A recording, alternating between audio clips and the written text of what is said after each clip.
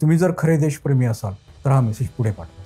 हे जे आहे ना, पूर्वी संतोषी मातेची पत्र यायची, तोच प्रकार आहे हा. कॉल टू ॲक्शन आहे त्याच्यामध्ये. आणि ही कॉल टू ॲक्शन काय आहे नेमकी, याच्यातनं त्यांना काय साध्य करायचं ते बघा. कोण पाठवतं याच्यापेक्षा काय पाठवलं ना याच्यावरती लक्ष ठेवायला पाहिजे. ती माहिती कोणीही देवो, ती खरी आहे की खोटी आहे निदान आपला तर्क लावायला पाहिजे. एखाद्या व्यक्तीला, एखादा नेता आहे, त्याला किती घाणेरड्या भाषेमध्ये मी टीका केली तर मी बाहेर उजळ माथ्याने मी किती सभ्य सुसंस्कृत आहे म्हणून मी रू शकणार असतो. आणि हे सगळं लोकांचं फायद्याचं झालं आणि याच्यात त्यांच्या ज्या काही आदिम भावना आहेत ना, त्या सगळ्या आदिम भावना त्याच्यामधनं बाहेर येत आहेत. व्हॉट्सॲप आणि त्याच्यावरचे जे मेसेज आहेत ना, आणि अफवा ही पसरते का नेमकी, याचं साधं कारण असं आहे की जो सांगतो ना त्याला मी किती मोठा आहे आणि मलाच ही माहिती पहिल्यांदा कशी मिळाली आहे हे दाखवायचं असतं, हे मिरवायचं असतं. तो संदेश वाचल्यानंतर आपल्या मनात काय भावना निर्माण होतात, पहिल्यांदा राग येतोय, संताप येतोय, उद्वेग निर्माण होते, वेगवेगळ्या भावना निर्माण करण्याचा हेतू असतो त्या संदेशांमधून. त्या काय भावना निर्माण होतात त्या बघा, आणि त्या कोणाच्या तरी विरोधामध्ये असतील तर तो मेसेज कदापि फॉरवर्ड करू नका, कारण तो प्रोपगंडा मेसेज आहे. मला माहीत आहे की माझ्याकडे जी डिश येणार आहे तिच्यामध्ये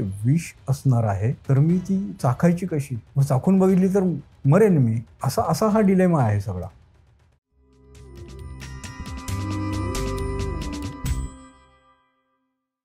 तुमच्या पुस्तकात वेगवेगळी उदाहरणं आहेत की जिथं नाटक, सिनेमा, कादंबरी या सगळ्याचा वापर प्रोपगंडासाठी झालेला आहे. राज्यकर्ते आणि कलाकार यांचं एक प्रकारचं युती सुद्धा कित्येक ठिकाणी बघितलेली आहे. हे कितपत योग्य आहे, ह्या गोष्टी मला समजून घ्यायच्या आहेत सविस्तर. आणि असा असेल तर कलेवर आणि कलाकारावर विश्वास ठेवायचा का नाही, हा मूळ प्रश्न. मुळात कलेचे थोडंसं बाजूला जाऊन सांगतो मी, की कला एक, कलेसाठी कला आणि एक जीवनवादी असा एक कलेमध्ये दृष्टिकोन होता, की जे समाजात चाललंय ते दाखवायचं. हा एक खूप मोठा वाद आहे याच्यामधला. आता जो जीवनवादी दृष्टिकोन आहे तो म्हणणार, की जे समाजामध्ये चाललेलं आहे, जे शोषण होत आहे, जी आर्थिक दरी आहे, सांस्कृतिक काही गोष्टी आहेत, सामाजिक गोष्टी आहेत, त्या सगळ्या मला सिनेमामधनं दाखवायच्या. त्याच्यामुळे आणि ते दाखवायचं कशासाठी? तर मला लोकांच्या मनावर परिणाम करायचा आहे. सिनेमा हे मोठं परिणामकारक माध्यम आहे. पूर्वी आपल्याकडे गैरसमज असायचा. म्हणजे आपल्याकडचे काही लोकं म्हणायचे, की सिनेमाने काय होतं तर फक्त फॅशन येतात. असं काही नाहीये. सिनेमाने माणसांच्या वैचारिक फॅशन बदलतात आणि हे झालेलं आहे, घडलेलं आहे. तर तेव्हा सिनेमा अशा प्रकारचा एक वैचारिक प्रबोधन करणं, अशी एक भूमिका घेऊन कला पण समोर आलेली आहे. ते योग्य अयोग्य आता हे पुन्हा वेगळा भाग झाला. पण सिनेमाचा वापर याच्यासाठी पूर्वी 1935 मध्ये आपल्याकडे पहिला एक पहिला म्हणता येईल की नाही माहीत नाही मला, पण 1935 मध्ये एक सिनेमा आला होता आणि त्या सिनेमावरनं मुंबईमध्ये दंगल झाली होती. बरं. म्हणजे ज्यावेळेला मास्टर विनायकांचा ब्रह्मचारी आला होता, ते हे साल. त्या सालामध्ये आपल्याकडे द ड्रम नावाचा एक सिनेमा आला होता. अच्छा. इंग्रजी सिनेमा होता. साबू दस्तगीर हा त्यातला जो मुख्य कलाकार होता, भारतीय कलाकार होता तो. आंतरराष्ट्रीय सिनेमामध्ये त्याने काम केलेलं आहे आणि खूप लोकप्रिय होता तेव्हा. तर तो सिनेमा आला. काही दिवस इथे चालला मुंबईमध्ये आणि लोकांच्या हळू लक्षात यायला लागलं, की ज्याच्यामधनं आज जे मुस्लिम मिथक तयार केलेलं आहे, तेच मिथक दाखवणारा हा सिनेमा आहे, की मुस्लिम क्रूर आहेत, वाईट आहेत, त्यांच्यावर विश्वास ठेवण्याच्या लायकीचे नाही आहेत वगैरे. हा इंग्रजांनी तयार केलेला सिनेमा होता, प्रोपगंडापट होता तो. आणि त्याची जी काही टार्गेट होतं त्यांचं, ते इथे पुन्हा हिंदू-मुस्लिम दुही माजवणं आणि मुस्लिमांना काँग्रेसपासून दूर नेणं. हा टार्गेट ठेवून तयार केलेला तो सिनेमा होता. आणि हे लक्षात आल्यानंतर 4-5 दिवस तो चालला सिनेमा. इंग्रजी मध्ये होता तो आणि नंतर दंगल पेटली त्याच्यावरनं. असे सिनेमा झालेले आहेत. म्हणजे इंग्रजांनी अनेक काढलेले आहेत. एक ठगीवर बेतलेला सिनेमा होता तो त्याच काळामध्ये. तर त्याच्यामध्ये जो ठगांचा सरदार आहे आणि तो खूप क्रूर, भीषण असं ते सगळं सगळं दाखवलेलं होतं. त्याला वेश दिला होता महात्मा गांधींचा. हो. की महात्मा गांधींची ज्या प्रकारे पंचा वगैरे तसा तो ठगांचा सरदार दाखवलेला होता. आणि तो अमेरिकेत दाखवला जायचा, ब्रिटनमध्ये दाखवला जायचा, भारतातही दाखवला गेलेला होता. ते जे पाहणारे त्यांच्या मनामध्ये महात्मा गांधींची प्रतिमा, ही पंचा नेसलेली आणि हा ठग हे एकत्र येणार ना आपोआपच. हे अशा प्रकारचे हेतू होते. तेव्हा सिनेमाचा प्रोपगंडा हा हिटलरने मोठ्या प्रमाणावरती केलेला आहे आणि अत्यंत उत्तम पद्धतीने हिटलरने केलेलं आहे. त्याचं टेम्प्लेट आजही अनेक ठिकाणी वापरलं जातं.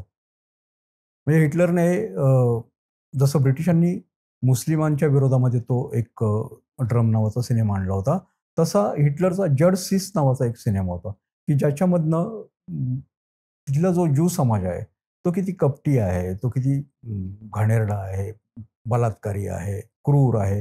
हे सगळं दाखवणारा तो जड सीस नावाचा आणि असे अनेक सिनेमे काढले होते, एकच नाही. त्याचा दुसरा एक सिनेमा की हिटलरचं मगाशी मी तुझं हॅलो बायस असं म्हणालो, की दैवतीकरण करणं.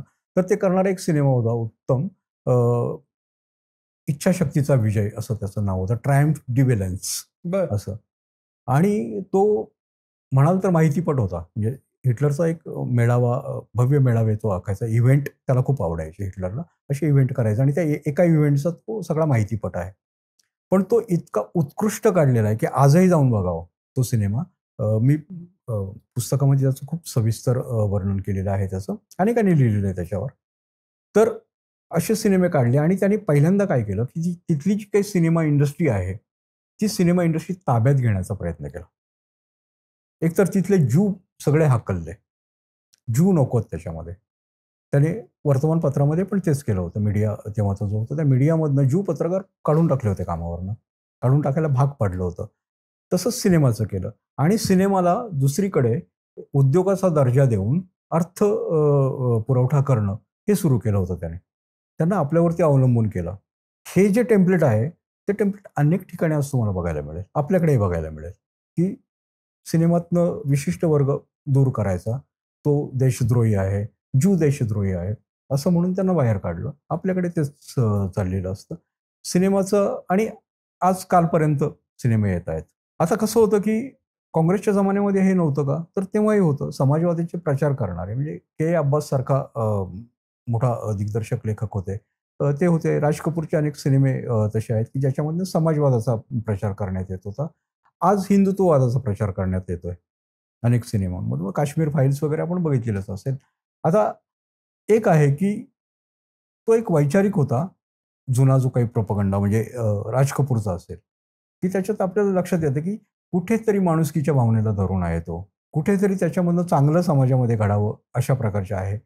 पण त्याचबरोबर तिथला जो काही एक व्हिलन आहे, तो उद्योगपतीच दाखवायचा. तो बडा जमीनदारच असायचा. हे सगळे असं जनरलायझेशन प्रोपगंडाचं एक तंत्र आहे, की एक साची प्रतिमा, टाकसाळी प्रतिमा तयार करायच्या, स्टिरिओटाइप्स करायचे, ते त्याच्यामध्ये होतं. हा जो आजचा सिनेमा आपण म्हणतोय हिंदुत्ववादी विचारधारेशी जवळीक असलेली लोकं जे काढतायत, तर तो सिनेमा त्याच्यात हेच स्टिरिओटाइप आहे. मुसलमान हा वाईटच आहे, हिंदू तेवढे चांगले आहेत. हे सगळं दाखवणं हेच चाललेलं आहे आणि मला वाटतं, की कलेचा अशा प्रकारे वापर करणं, प्रोपगंडासाठी वापर करणं, हे काही योग्य नाही. तुम्ही विचार असेल त्याच्या एक खूप थिन लाईन आहे. म्हणजे म्हणताना अनेकांना असं वाटेल, की याच्यात काहीतरी गोंधळ दिसतोय, पण नाही येत आहे, की कलेचा वापर माणूस अधिक चांगला करण्यासाठी म्हणून केला जावा आणि कलेचा वापर माणसाने द्वेष, विद्वेष हे सगळं विकार हा सगळा स्वतःच्या अंगात भरून घेण्यासाठी करावा. याच्यात फरक आहे ना. जो प्रोपगंडा तो जो म्हणजे शिअर प्रोपगंडा ज्याच्यातनं येतोय आणि एक चांगली कलाकृती आहे. याच्यामध्ये फरकच आहे. दोन्हीमध्ये तुमचं मत, तुमचे विचार बदलण्याची दोन्हीमध्ये ताकद आहे. पण ही अधिक चांगली आहे, हे वाईट आहे, हे लक्षात घ्यायला पाहिजे. आणि तुम्ही म्हणालात मगाशी तसं जोडून सांगतो, की सब्जेक्टिव्ह आहे पुन्हा हे. हे कसं घ्यायचं हे ज्याने त्याने ठरवायला लागणार आहे. चांगला प्रोपगंडा किंवा चांगली जाहिरात अशी, की जी जाहिरात केली आहे हेच लोकांना कळू नये. तसा चांगला प्रोपगंडा असा, की जो प्रोपगंडा केलाय हेच लोकांना कळू नये. हे जर का सत्य असेल म्हणजे हे आपण मानतो, तर मग असे खूप सिनेमे, की ज्यांनी माझ्यासारख्याचं समजा समाजमन घडवलंय 90s मध्ये, 2000 मध्ये, ते त्या वेळेचे प्रोपगंडा आत्ता वाटतात. का त्याच्यात कॅरेक्टर असंच दाखवलंय, याच जातीचं आणि सर्व पक्षीय म्हणजे याच्यात काही कारण 2004 ते 14 तर काँग्रेसचं सरकार होतं. तर मग आता ज्यावेळी मला कळतं, की हा प्रोपगंडा आहे, पण त्या रूढी आणि धारणा त्याच्यातनं माझं मन तयार झालंय, तर मग मी काय करायचं? प्रोपगंडाचं मी मगाशी एक बोलता-बोलता म्हणालो होतो, की त्याचं बेनिफिशियरी कोण आहे? हे हे लक्षात घ्यायला पाहिजे आणि त्याच्यावर ठरवायला पाहिजे हा प्रोपगंडा आहे की जाहिरात आहे किंवा आणखी काय आहे. हे जे सिनेमे आपण पाहिले होते, श्यामची आई नावाचा सिनेमा मी समजा बघितलेला असेल. श्यामची आई हा प्रोपगंडा सिनेमा होता असं म्हणता येईल का? त्याने आपल्या धारणा बदललेल्या आहेत, त्याने आपलं वर्तन बदललेलं आहे. विचार कसा करायचा हे आपल्याला शिकवलेलं आहे त्याने. ती कादंबरी म्हणून एक उत्तम कादंबरी होती. तर मग त्याला आपण प्रोपगंडा म्हणणार का? हा प्रश्न आहे. कारण दोन्हीकडे तेच आहे. मतच बदलली आहे तुमची, विचार करण्याची पद्धत बदललेली आहे. हाही प्रोपगंडा करतो. त्याच्यात बेनिफिशियरी साने गुरुजी नव्हते. हं. हे तुम्ही बेनिफिशियरी आहात त्याचे. हे तुमच्यासाठी चाललेलं आहे. या प्रोपगंडाचे बेनिफिशियरी आजचे जे सिनेमे आहेत, की ज्यांच्यामधनं तुम्हाला एक झोंबी तयार केलं जातंय. तर त्याचा कुणाला फायदा होतोय? तर तो प्रोपगंडाकारांना फायदा होतोय त्याचा. हं. हा फरक आहे त्याच्यामध्ये. त्याच्यामुळे उत्तम कादंबरी, उत्तम चित्रपट, कुठलीही कलाकृती, उत्तम चित्र असेल, त्याच्यामधनंही तुम्हाला काहीतरी तुमच्यामध्ये चांगला बदल घडवण्याची ताकद त्याच्यामध्ये असते. पण तो त्याचा हेतू जो आहे, तो हेतू एक तपासून बघायला पाहिजे. त्याचा लाभार्थी कोण आहे हे तपासून बघायला पाहिजे. आणि मग याच्यावर ठरवायला पाहिजे, की याला प्रोपगंडा म्हणायचं, जाहिरात म्हणायचं, की आणखी काही म्हणायचं, उत्तम कला, उत्तम नाटक, उत्तम कथा म्हणायचं. थेट नाव घेऊन विचारतो. उरी, मिशन मंगल, परमाणू. राष्ट्रवादाला खतपाणी देणारे 3 सिनेमे. जसं तुम्ही समाजवादाचा उल्लेख केलात, तसं राष्ट्रवाद या भावनेला हे सिनेमे वरकरणी पाहता प्रमोट करतात. आता याचा इनडायरेक्ट फायदा कदाचित एका पक्षाला झाला असेल, जसा त्यावेळच्या समाजवादाचा झाला असेल एका विशिष्ट पक्षाला. तर मग हे 3 सिनेमे प्रोपगंडा आहेत का कलाकृती आहे? नाही, आता कलाकृतीच्या एखाद्या सिनेमाला उत्तम कलाकृती म्हणायची तर त्याच्या व्याख्या ऑलटुगेदर वेगळ्या आहेत. म्हणजे आपण कशालाही कलाकृती म्हणू, एक चित्रपट आहे तो चांगला वाईट याच्यावरती तो बघायला पाहिजे. मिशन मंगल वगैरे जे आहे त्याच्यामध्ये हा प्रोपगंडाच होता त्याच्यामध्ये. म्हणजे काहीतरी एक विचार मांडायचा होता, की आपल्या सरकारनं जे काही केलेलं आहे, मोदी सरकारनं जे केलेलं आहे ते चांगल्या लाईटमध्ये, चांगल्या प्रकाशामध्ये त्यांना दाखवायचं होतं. त्याच्यासाठी तो केलेला प्रोपगंडापटच होता तो. अगदीच काय तो एक सुई धागा वगैरे असं काहीतरी पॅडमॅन होता. पॅडमॅन होता. तर हे सिनेमे प्रोपगंडाच पट होते ते. पण त्याच्यामधनं मी त्याच्यातनं असं म्हणेल, की विखारी प्रोपगंडा त्याच्यातनं आलेला नव्हता. म्हणजे हा एक फरक आहे, की त्यातल्या त्यात त्यांना दाखवायचं काय होतं तर एक राष्ट्रवादाची भावना. पण जो अतिराष्ट्रवाद अ, तयार करण्याचं चाललं होतं म्हणजे हं. अतिरेकी भावना निर्माण करणं. अ, हे विवेक अग्निहोत्री की जे फॅक्ट इज नॉट फॅक्ट असं म्हणतात. तर त्यांनी जे काही सिनेमे काढले होते, तर त्याच्यामधनं हे घडलेलं आहे आणि खरं तर ना हे सिनेमे मी स्वतः जाऊन पाहिलेले नाहीयेत. म्हणजे काश्मीर फाईल्स पाहिलेलं हं. आहे मी. पण उरी वगैरे हे पाहिलेले नव्हते. त्याच्यामुळे नेमका त्याच्यात त्यांनी कशाप्रकारे हे मांडलंय हे मला तेवढं व्यवस्थित सांगता येणार नाही. पण काश्मीर फाईलबद्दल मी हे सांगू शकतो, की त्यांनी काय केलंय त्याच्यामध्ये. तो प्रोपगंडापट हे तर एकदम सहजच अंगावर येत होतं, की हा प्रोपगंडा आहे. तुम्हाला उत्तम प्रोपगंडा जर करायचा असेल, तर तो दिसताच कामा नये, जे तुम्ही मगाशी म्हणाला होतात तसं. हं. तर त्याच्यात तो फसलेला सिनेमा आहे आणि एक सिनेमा म्हणूनही तो काही एक बटबटीत अशा प्रकारचा तो झालेला आहे. त्यातली जी काही कथनं आहेत, त्यांनाच बदलायला लागलीत. त्यांच्या जाहिराती बदलायला लागल्या होत्या त्यांना. हं. किती माणसं म्हणजे किती काश्मीरी पंडित त्या बळी पडले. एक्झॅगरेटेड फिगर्स आकडे त्यांनी दाखवले होते आणि ते त्यांना कमी करावे लागले होते. म्हणजे तिथे तुमचं सगळं जे काही उभं होतं ते असत्यावरती उभं होतं. हल्ले झाले होते का? झाले होते. पण तुम्ही ते कशाप्रकारे दाखवताय? हं. काश्मीरी पंडितांवर अत्याचार अत्यंत निर्घृणपणे काहींच्या हत्या झाल्या होत्या. आजही चाललेल्या आहेत. पण तुम्ही दाखवताना त्याच्यामधनं तुम्हाला कुठल्या भावना लोकांच्या मनात तयार करायच्या आहेत, हं. हे एक पाहायला पाहिजे आणि त्याच्यामधनं तुम्हाला संपूर्ण मुस्लिम समाजाच्या विरोधामध्ये एक वातावरण तयार करायचं आहे, हे दिसत होतं आणि मला असं वाटतं, की हे असं करणारी लोकं जर तो अत्यंत हलका केलाय आपण तो शब्द देशद्रोह, राजद्रोह. पण जर देशद्रोह कोणाला म्हणायचा असेल ना, तर ह्या समाजामध्ये जे दुही पसरवतायत, इथल्या एकात्मतेला बाधा आणतायत, अशी लोकं आहेत ना, ही देशद्रोही म्हणायला पाहिजेत खरी. हं.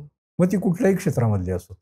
हं. आणि उलट तेच आज सामंजस्य, शांतता, सभ्यता, सुसंस्कृतता या भावना घेऊन चालणारी लोकं आहेत. त्यांनाच ही लोकं आज मोडीत काढायला लागलेली आहेत. उदाहरणार्थ विवेक मिस्री, परराष्ट्र सचिव. हे घडतंय आहे आणि जे अशा प्रकारच्या प्रोपगंडामधनं घडतंय. विवेक मिसरींचं उदाहरण अगदीच व्हॅलिड आहे की ते कुणीच त्यांच्यावरती काही करताच कामा नये, कुठल्याही सेन माणसाने टीका करता कामा नये. पण मी थोडासा एक बॅकफूटला येतो आणि माध्यमं सर्व प्रकारची, माध्यमकर्मी, सत्ताधीश आणि जनता यांच्यातल्या नात्याविषयी मला प्रश्न विचारायचा आहे. तो असा, तुम्हीच एका मुलाखतीत असं म्हणालेलं आहेत की प्रत्येकाला मत असतं, चांगलं वाईट ते सब्जेक्टिव्ह आहे. तर एखादा पत्रकार असेल, प्रिंटमधला असेल तर तो बातमी टॉपला लावायची का 2 कॉलममध्ये दाबायची इथून निर्णय घेत असतो. संपादकीय टोन डाऊन करायचा का टोन अप करायचा यातून निर्णय घेत असतो. टीव्हीचा असेल तर बॅकग्राऊंडला काय लिहायचं, सायरन वाजवायचा का नाही यातून निर्णय घेत असतो. डिजिटलला असेल आमच्यासारखी लोकं तर थंबनेल मधून काय दिशा द्यायची याच्यावरून निर्णय घेत असतो. तो प्रत्येक माध्यमकर्मी आपापल्या बायसनुसार कुणाच्या तरी बाजूनं किंवा कुणाच्या तरी विरोधात जर का काम करत असेल, तर सामान्य जनतेनं काय करायचं? खरं सांगायचं तर जगामध्ये कोणीही निपक्षपाती असा असू शकत नाही. प्रत्येकाला एक जन्माला आल्यापासून तो ज्या संस्कारामध्ये, ज्या समाजामध्ये वावरत असतो, ज्या धर्मात वावरत असतो, त्याची जात असते. आजूबाजूला लोकं असतात आणि हे सगळे त्याच्यावर परिणाम करत असतात घटक. त्याच्यामुळे त्याच्यातनं त्याची विचारमूर्ती तयार झालेली असते. हं. तेव्हा ती एक विशिष्ट प्रकारची विचारमूर्ती असणारच. आणि मग असं नसतं ना आणि म्हणजे निपक्षपातीपणा म्हणजे काय म्हणायचंय नेमकं, की तेही खरं, हेही खरं किंवा तेही खोटं, हेही खोटं. याला निपक्षपाती म्हणत नसतात. तर आपल्यात विचाराने एक गोष्ट समोर आलेली असते. ती गोष्ट घेऊन आपण चाललो. बातमीचं भाषेमध्ये बोलूयात आपण, की एखादी बातमी, एखादी घटना घडलेली आहे. अ, एखादं विधान आलेलं आहे. आपण त्याची बातमी करतोय. मग याच्यात निपक्षपातीपणा काय? तर एखाद्याच्या विरोधामध्ये असेल. समजा विनायक यांच्या विरोधामध्ये बातमी आलेली आहे. मी काय करेन, निपक्षपातीपणा यालाच म्हणतात, की मी विनायकना जाऊन विचारेन, की विनायक नेमकं घडलंय काय? नैसर्गिक न्यायाचं तत्व आहे ते, की तुम्हालाही तुमची बाजू मांडण्याची संधी द्यायची. ती संधी दिल्यानंतर पण ती बातमी म्हणजे हे असं म्हणतायत, ते तसं म्हणतायत आणि हे दोघांचीच बाजू दाखवली आणि माझी आता भूमिका संपली. असं असं काही होत नाही त्याच्यामध्ये. पत्रकाराचं ते काम नाहीये. पत्रकाराचं काम काय आहे? हे एक खूप प्रसिद्ध असं वाक्य आहे, की जर बाहेर पाऊस पडतोय असं एक जर म्हणत असेल आणि एक जर म्हणतोय बाहेर पाऊस पडत नाहीये, तर पत्रकारांनी ह्या दोन्ही पडतोय, पडत नाहीये असंच म्हणायचं नसतं, तर त्याने बाहेर जाऊन बघायचं असतं पाऊस पडतोय की नाही आणि ते येऊन सांगायचं असतं. हं. ही भूमिका झाली पत्रकाराची. तेव्हा पत्रकार हा त्याच्या वैयक्तिक भूमिकेमधनं येणारच. मग ती त्याची हिंदुत्ववादी असो, ती डावी, उजवी कुठलीही असो भूमिका, ती भूमिका घेऊनच तो चालत असतात. फक्त हे करत असताना आपण समोरच्यालाही त्याच्यावरही ह्याच्यात अन्याय करतोय, खोटं पसरवतोय, काहीतरी वेगळ्या प्रकारे अर्धसत्य सांगतोय, असं न करता तुम्ही जर माध्यमामध्ये आहात, तर हे सगळं व्यवस्थित मांडलं पाहिजे लोकांसमोर आणि मग लोकांवर सोडायला पाहिजे, की यांची ही भूमिका आहे, यांची ही भूमिका आहे. मी अशा भूमिकेतनं मांडतोय. माझा थंबनेल हा आहे किंवा मी काही टिकर चालवतोय, मी हॅशटॅग चालवतोय, ही माझी भूमिका आहे. आता तुम्ही ठरवा. अशा प्रकारे माध्यमांचा व्यवहार चालायला पाहिजे, जो वर्तमानपत्रामध्ये चालत होता. एकेकाळच्या वर्तमानपत्रामध्ये हे घडत होतं. हं. ती बातमी बातमी आहे. लेखांच्या ठिकाणी आहेत. अग्रलेखांमधनं त्यांची मतं मांडतायत आणि हे सगळं पाहून माणसं काहीतरी त्याच्यामधनं घेतायत, ज्याच्यावरती तुम्ही आम्ही मोठे झालो आहोत. मी ऑडियन्स आहे आणि मला एवढंच हवंय, की माझ्यावर प्रोपगंडाचा परिणाम होऊ नये. मला अशी भीती वाटते, की पूर्वी मी मीडियाच कन्झ्युम करायचो नाही. पेपर वाचायचो फक्त सकाळी 15 मिनिटं. नंतर टीव्ही आला, सकाळची 15 मिनिटं पेपरची आणि 1 तास टीव्हीची, सव्वा तास झाला. आता भारतातला प्रत्येक माणूस, जगाचं जाऊ दे, रोज 5 तास वेगवेगळ्या प्रकारचा मीडिया कन्झ्युम करतो.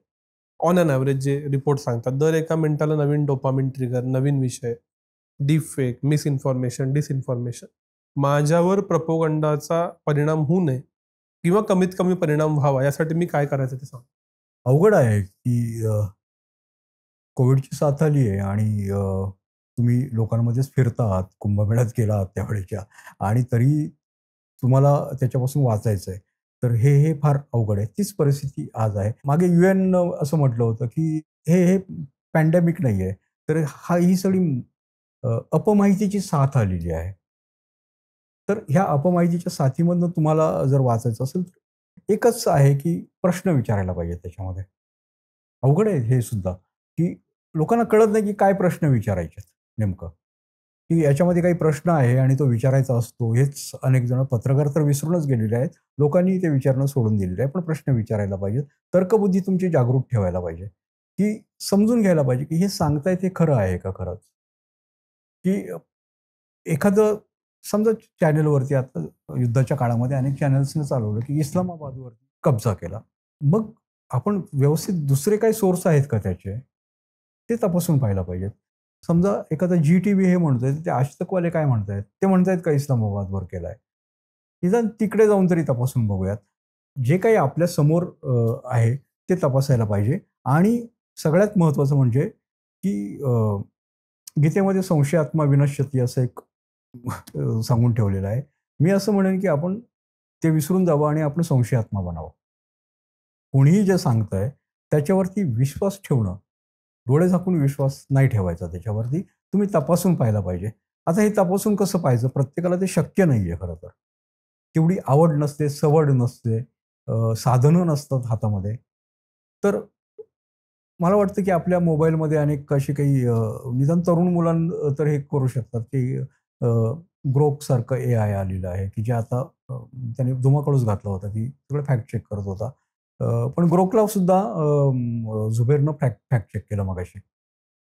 तर हे पण करायला पाहिजे, की त्यांची मदत घ्यायला पाहिजे त्या सोर्सेसची आणि त्याच्याशिवाय मला नाही वाटत, की आपण याच्यातून कुठून सुटू शकू. कारण कसं असतं, की प्रोपगंडा हा केवळ राजकीयच नाहीये. हा वेगवेगळ्या प्रकारचा प्रोपगंडा आहे. आपल्या फॅशन्स आहेत. आपल्यावरती फॅशन आढळतात. या फॅशन्स हा प्रोपगंडामधूनच आलेला भाग असतो तो. हे सगळ्याचे आपण बळी पडत असतो. म्हणजे आपण जी कपडे आज ज्या प्रकारची घालून मिरवत असतो ना, ते पण दुसऱ्या कोणीतरी ठरवलेलं आहे, की आत्ता या काळामध्ये हा ट्रेंड आहे, हे असं तुम्ही चालायचं आहे. अशाच प्रकारच्या तुमची केशरचना करायची, अशाच प्रकारचं वागायचं आहे. तुमच्या घराचं इंटेरियर काय असावं, हेही सगळं हे बाहेरून येतंय. तुम्ही किती वाचणार आहात याच्यापासून? एक विवेकी माणूस बनायचं आहे, तर एवढंच की थोडंसं दूर जायचं. तर्क, विवेक याच्यातनं बघायचं, या चष्म्यामधनं आणि जे काही समोर माहिती येतीये, ती फॅक्ट चेक करून घ्यायची. निदान अ, विश्वासार्ह सूत्रांकडनं आलेली ती ग्रहण करायची. सांगता येत नाही की तीही खरी असेल. ज्याला आपण विश्वासार्ह म्हणतो, तेही खरं असेल याची काही गॅरंटी नाहीये. त्याच्यामुळे आज आपण अत्यंत विचित्र आणि अत्यंत धोकादायक अशा काळामध्ये जगतोय. माहितीचा महापूर आलेला आहे. खरं काय, खोटं काय? सुरेश भटांची खूप छान कविता आहे, की "हे एक माझा प्रश्न त्याची लाख ती उत्तरे. हे खरे, की ते खरे, की ते खरे, की ते खरे?" आज आपला प्रश्न तर संपलेलाच आहे. आपण प्रश्नच विचारत नाही आहोत. पण जी काही उत्तरं समोर येतात त्याच्यातलं काय खरं आहे आणि काय खोटं आहे, हे सांगणं अत्यंत कठीण झालेलं आहे. माझं निवडीचं स्वातंत्र्यच अ, हे सगळे अल्गोरिदम्स, हे सगळे टूल्स, हे सगळे प्रोपगंडाकार काढून घेतात. मी काय खायचं, मी काय चष्मा घालायचा, मी कुणाला मत द्यायचं. तर याच्याबद्दलचा कायदा, याच्याबद्दलचा उठाव कुठे जगभरात झालेला नाही का? की प्रोपगंडा असूच नये. बाकी सगळ्या गोष्टींबद्दल कायदे बनतात. मुळात एडवर्ड बर्नेज किंवा नोम चॉम्स्की वगैरे ह्या लेखकांनी जे काही प्रोपगंडावरती लिहून ठेवलं ना, त्यांनी एक संकल्पना मांडलेली आहे त्यांनी. अदृश्य सरकार नावाची.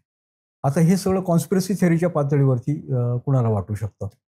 पण अशी काही कॉन्स्पिरसी याच्यामध्ये नाहीये. अदृश्य सरकार हे तुम्हाला चालवत असतं हा प्रोपगंडामध्ये. अदृश्य सरकार कोण? तर डीप स्टेट वगैरे जे म्हणतात तसं काही हे नाही. वेगवेगळ्या क्षेत्रामधली लोकं असतात, ती त्या पदावर बसलेली असतात.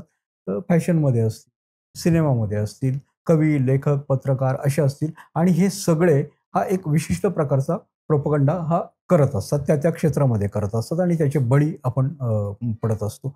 आणि लोकांमधनं उठाव होणं अवघड आहे या प्रोपगंडाच्या बाबत. कारण लोकांना माहीत नाही की आपण प्रोपगंडामध्ये जगतो आहोत. मॅट्रिक्स नावाचा सिनेमा होता. तर त्या सिनेमामध्ये दाखवलं होतं ती रेड पिल आणि काय दुसरी पिल दाखवलेली असते आणि ती एक पिल रेड पिल की कुठली ती पिल घेतल्यानंतर त्याच्या लक्षात येतं, की हे सगळं जे काय आहे, हे सगळं संगणकीय प्रोग्राम आहे आणि त्याच्यामध्ये आपण जगतोय. विश्व वेगळंच आहे. आज आपल्याजवळ ती पिलच नाहीये, ती कोणी दिलीच नाहीये आपल्याला. त्याच्यामुळे आपण या प्रोपगंडाच्या विश्वामध्ये जगतोय. हा सगळा काळ प्रोपगंडा संपृक्त आहे. आपल्याला याचीच कल्पना नाही, तर उठाव कुठनं करणार आहोत आपण? आणि एक सगळ्यांची कन्सेंट तयार केलेली आहे. तसाच माणूस तयार केलेला आहे. लोकशाहीमध्ये तर याचं खूप महत्त्व आहे, या कन्सेंट तयार करणं. आणि मुळात काय आहे, की आपण प्रोपगंडा म्हटल्यानंतर ना, ते खूपच हिंदू, मुस्लिम, भारत, पाकिस्तान ह्या पातळीवरती जाऊन बघतो. प्रोपगंडा फार तळापासून असा सगळ्या क्षेत्रामध्ये चाललेला, भरलेला आहे तो आणि त्याच्यात आपण जगतोय. उठाव करणं शक्य नाहीये. उठाव होणार नाही. म्हणजे कोणी केलेला पण नाहीये तसा अजून कधी. मॅन्युफॅक्चरिंग कन्सेंट बद्दल चर्चा होती किंवा झुंडीचं मानसशास्त्र नावाचं जे पुस्तक आहे. सो व्यक्ती झुंड कधी बनती आणि माझी कन्सेंट मॅन्युफॅक्चर कशी केली जाते? कन्सेंट मॅन्युफॅक्चरिंग जे होतंय ना, की ते वेगवेगळे मगाशी जी काही टेक्निक्स सांगितली ना, ह्या टेक्निक्समधनं हे होत असतं. अ, आता वेगळंच उदाहरण एडवर्ड बर्नेसचं एक उदाहरण आहे, की जे पी-आरचे जनक मानलं जातं. त्यांनी एक पियानोची एका फॅक्टरीमध्ये काहीतरी गुंतवणूक वगैरे केली होती त्यांनी आणि ते काही खपत नव्हते ते पियानो.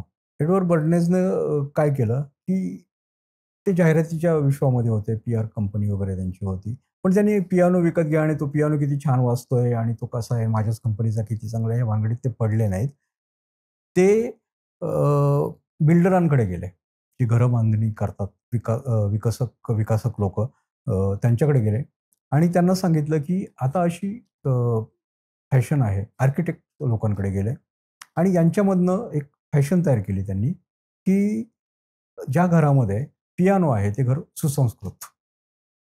ते घर खूप छान आणि तुम्ही आता तुमच्या जेव्हा तुम्ही नवीन घरं बांधणी कराल, तर त्याच्यासाठी संगीतासाठी एक खोली तयार करा तुम्ही.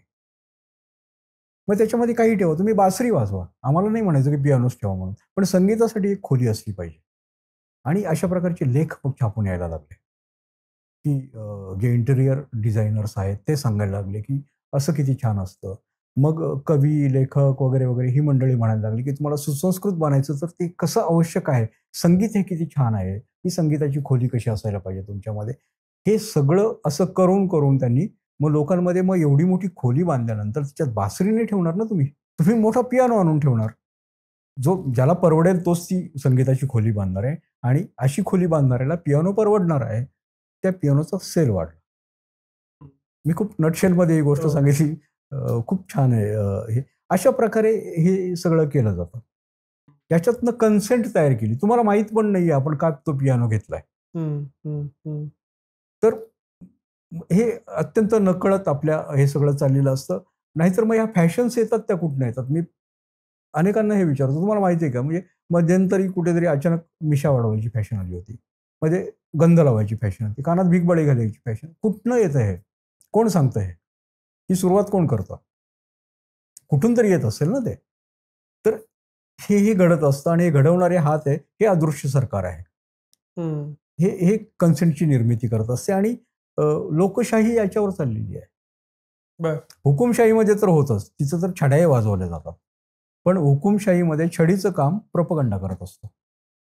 हे अशा प्रकारे करत असतो. आणि दुसरा प्रश्न तुमचा जसं झुंड होती माणसाची, ते बनणं आजकाल सोपं झालंय का अवघड झालंय? सोपं झालंय. कारण बघतोय आपण की मोठ्या प्रमाणावरती झुंडींची निर्मिती झालेली आहे आणि हे कसं होतं, तर एकाच विचाराची माणसं एकाच अ, विचाराने, एकाच प्रभावाखाली जेव्हा एकत्र येतात, त्यावेळेला त्यांची झुंड तयार होते. हं. आता ती गर्दी म्हणजे कोणी असं म्हणेल की मग प्लॅटफॉर्मवरती गर्दी होती आणि ती एकाच विचाराने आहे की त्यांना कुठेतरी प्रवास करायचा. तर ती त्या प्रकारची गर्दी नाहीये. ही वैचारिक आहे मुळात त्यांच्यावरती वैचारिक प्रभावाखाली आलेली ही लोकं असतात आणि मग ही एकत्र यायलाच पाहिजेत असं काही नाही. म्हणजे फिजिकली एकत्र यायलाच पाहिजेत असं काही नाही. ते आभासी याच्यामध्ये पण येतात आणि ट्रोल्सच्या ज्या काही झुंडी आहेत, जे कळप तयार झालेले आहेत, ते जमाव नाहीये तर त्याचं झुंडच आहे.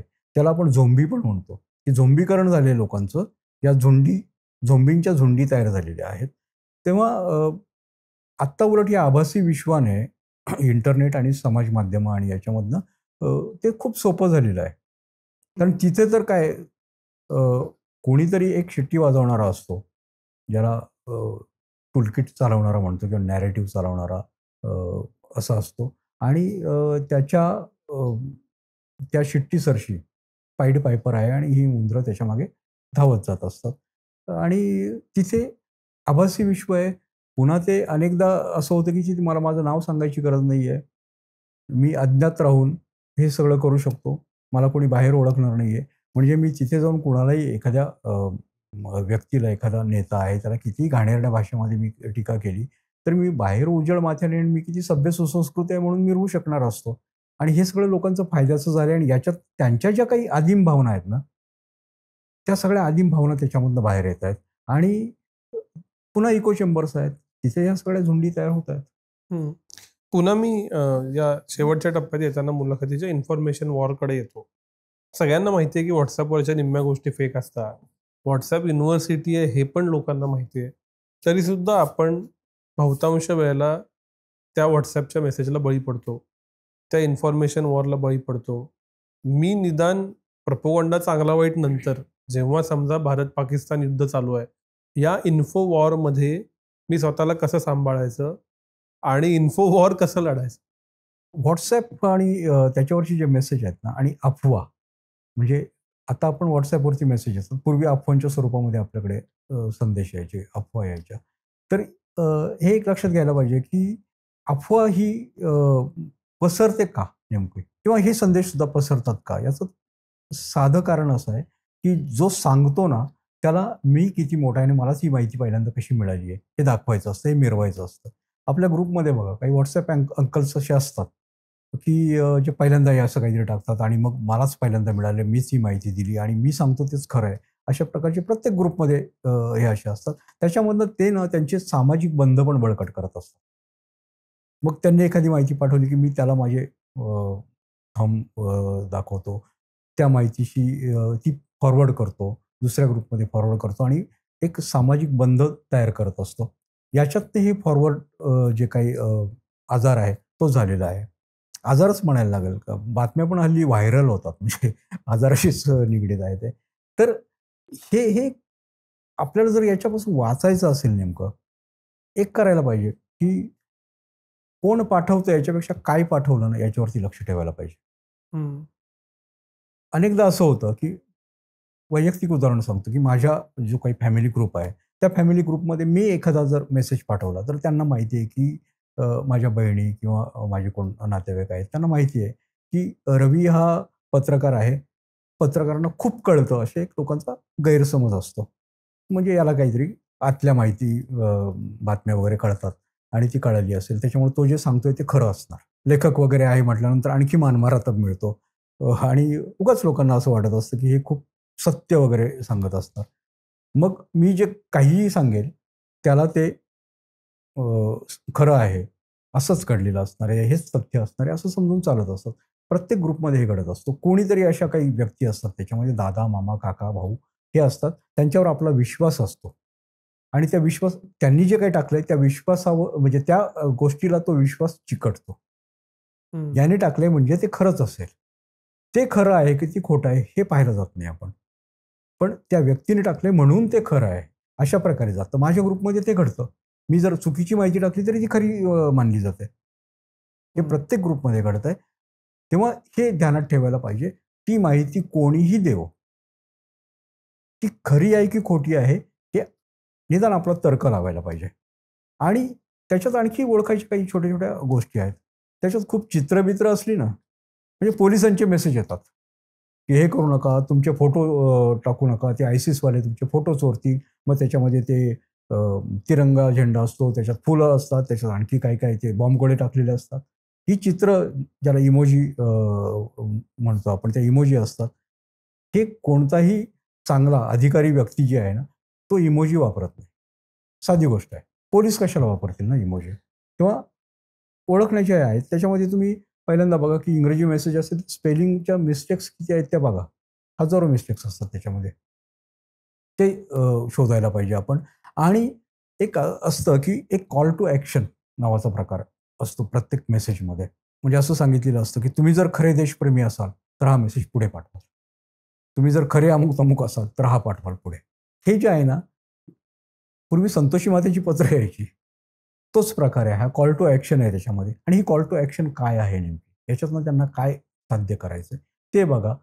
दुसरी गोष्ट की तो संदेश वाचल्यानंतर आपल्या मनात काय भावना निर्माण होतात. पहिल्यांदा राग येतोय, संताप येतोय, उद्वेग निर्माण होते, कोणाबद्दल हतबलता जाणवतीये किंवा कोणाबद्दल आणखी काही अविश्वास निर्माण होत आहे. त्याच्यामध्ये वेगवेगळ्या भावना निर्माण करण्याचा हेतू असतो त्या संदेशांमधनं. त्या काय भावना निर्माण होतात त्या बघा, आणि जर तुम्हाला त्या भावना दिसत असतील आणि त्या कोणाच्या तरी विरोधामध्ये असतील, तर तो मेसेज कदापि फॉरवर्ड करू नका, कारण तो प्रोपगंडा मेसेज आहे.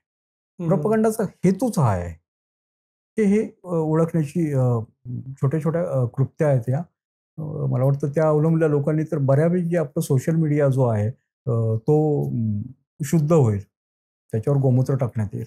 शेवटचा प्रश्न, AI आलंय, काय काय सर्व टेक्नॉलॉजी आली, मोबाईल हाताशी आला, एक्सटेंडेड हँड आहे, प्रोपगंडाचं भविष्य तुम्हाला काय दिसतं?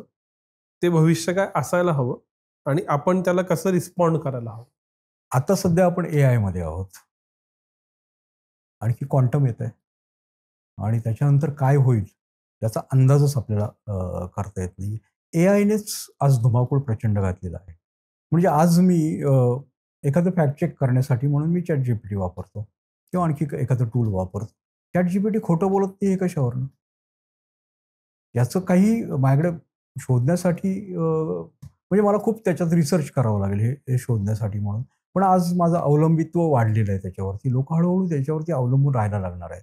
आणि म्हणजे आपण एक 8-10 वर्षापूर्वी फेस टू फेस आणि डीप न्यूड आणि वगैरे, वगैरे हे बघत होतो. हे आज आलंय ना समाजामध्ये. हे सर्वसामान्य माणसांच्या हातामध्ये ही सगळी हत्यारं आलेली आहेत. त्याच्यामुळे मी आज बोलतोय आणि लाईव्ह बोलत असताना माझ्या तोंडात भलतेच शब्द घालून ते लोकांसमोर प्रसारित करणं हे आज सहज शक्य झालेलं आहे. आणि हा जो प्रोपगंडा आहे, हा ओळखायचा कसा? हे फार अवघड. म्हणजे असं वाटेल की मी खूप पेसिमिस्टिक असं बोलतोय, पण मला जे काही दिसतंय नेमकं, की हे खूप अवघड होणार आहे. आणि लोकांना मग भानच बाळगणं, स्वतःचं भान बाळगणं आणि अविश्वासाने प्रत्येक गोष्टीकडे, संशयाने प्रत्येक गोष्टीकडे बघणं, असा जो समाज आहे, तोही समाज खरं तर चांगला नाहीये, की संशयी आहे, अविश्वास आहे त्याच्या मनामध्ये. पण जे समोर येतंय माझ्या, ते मी असंच्या असं कन्झ्युम करू शकत नाहीये. मला माहीत आहे, की माझ्याकडे जी डिश येणार आहे, तिच्यामध्ये विष असणार आहे. तर मी ती चाखायची कशी? मग चाखून बघितली तर मरेन मी. असा असा हा डिलेमा आहे सगळा. तेव्हा आणि जर कन्झ्युम केलं नाही, तर मी उपाशी मरेन. हे झालेलं आहे. ती माहिती घ्यायची की नाही, हे अत्यंत अवघड आहे. आणि खूप काळंकुट्ट वगैरे असं चित्र दिसतंय. पण याच्यामध्ये फक्त झुंडी तयार होतील, जे चीनमध्ये आज चाललेलं आहे. बरं. चीनमध्ये मोठ्या प्रमाणावरती असं आहे, की तिथला जो CPCशी ॲफिलिएटेड माणूस आहे, कुठलाही व्यक्ती कधी भेटला, विचारून बघा, तो चुकूनही एकही शब्द वावगा असा काढणार नाही चीनच्या विरोधामध्ये. आणि जे काढतायत त्यांना त्या प्रकारे सजा दिली जातीये. त्यांचं ग्रेडिंग, सोशल ग्रेडिंग केलं जातंय. अनेक शहरांमध्ये हे सुरू झालेलं आहे, की तुम्ही ट्रॅफिकचा रूल तोडला, तुम्ही आणखी काही असं केलं, तर तुमचं ग्रेडिंग कमी होतं. मग ते ग्रेडिंग कमी झाल्यानंतर काय? की तुमच्या मुलाला चांगल्या शाळेमध्ये ॲडमिशन मिळणार नाही. तुम्हाला एखादी म्हणजे प्रीमियम अशा काही सेवा मिळणार नाहीत. हॉस्पिटल चांगली सेवा मिळणार नाही. अशा प्रकारे तुम्हाला ज्यावेळेला ते दंडित केलं जाणार आहे, त्यावेळेला तुम्ही सरकार जे म्हणतंय, सरकारचा जो प्रोपगंडा आहे, तो कन्झ्युम करून त्यानुसारच त्यांना जसं हवंय तसंच वागणार आहात तुम्ही. आणि अनेक इंग्रजी चित्रपट असे आलेले आहेत, की ज्याच्यामध्ये दिसतंय, की तो समाज कशाप्रकारे जगतोय. म्हणजे पुन्हा आपण आजच्या काळाचं सोडूनच द्या, पण 1984 जॉर्ज ऑर्वेलचं 1984 आहे. तशा प्रकारच्या समाजामध्ये आणखी काही वर्षांनी गेलो. काही म्हणजे तरी त्यालाही काळ जाईल, की 40-50 वर्ष तरी अशा प्रकारचंच जर वेग चालू राहिला आणि असंच सुरू झालं, 40-50 वर्षामध्ये आपण 1984 मध्ये असू. आज 30मध्ये आहोत, हिटलरच्या भारतामध्ये आपण. आणखी काही वर्षांनी जॉर्ज ऑर्वेलच्या 1984 मध्ये असू, असं मला प्रामाणिकपणे वाटतं. तर खूप खूप आभार. हा विषय शक्यतो लोकांना माहीत नसतो, पण इन्फॉर्मेशनचं हे वॉर आपल्या स्वतःशी प्रत्येकजणच लढतोय. त्याच्याबद्दल इतक्या सविस्तर माहिती सांगितलीत. प्रत्येकाला विचार करायला लागेल याबद्दल. तुम्ही वेळ दिलात त्याबद्दल खूप खूप आभार. धन्यवाद.